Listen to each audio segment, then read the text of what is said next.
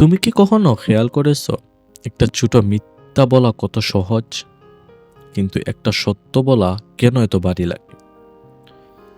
আমরা সবাই সত্যকে ভালোবাসি বলে দাবি করি, কিন্তু সত্য বলার সময়ই আমরা সবচেয়ে বেশি ভয় পাই।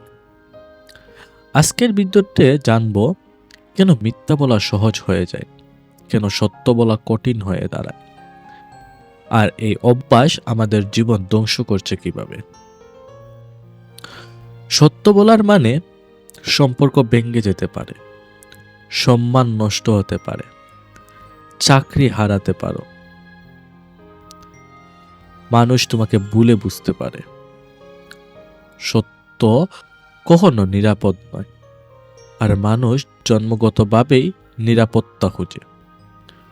মিথ্যা বললে ঝামেলা এড়ানো যায়, মুহূর্তে শান্তি পাওয়া যায়, অন্যের রাগ থেকে বাঁচা যায়। মস্তিষ্ক তখন এটাই সহজ রাস্তা, কিন্তু এটা শর্টকাট শান্তি, দীর্ঘমেয়াদী বিষ।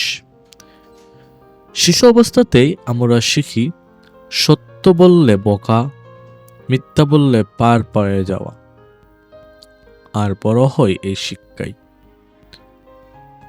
সব সত্য বলা যায় না, ফলে মিথ্যা আমাদের স্বাভাবিক হয়ে ওঠে। সত্য বলা মানে নিজের দুর্বলতা স্বীকার করা, নিজেকে খোলা রাখা, নিজের ভয়কে সামনে আনা। এটা কাপুরুষের কাজ না, এটা সাহসীদের কাজ।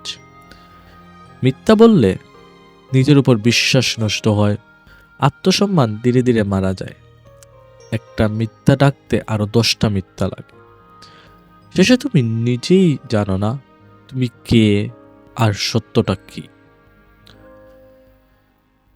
সব সত্য একবারে বলার দরকার নেই, নিজের কাছে সত্য হওয়া জরুরি।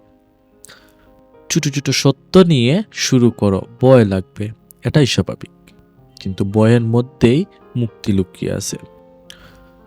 সত্য বলা কঠিন কারণ এটা শক্তিশালী, মিথ্যা বলা সহজ কারণ এটা দুর্বলতার আশ্রয়। আজ সিদ্ধান্ত নাও, সহজটা না কঠিনটা বেছে নিবে।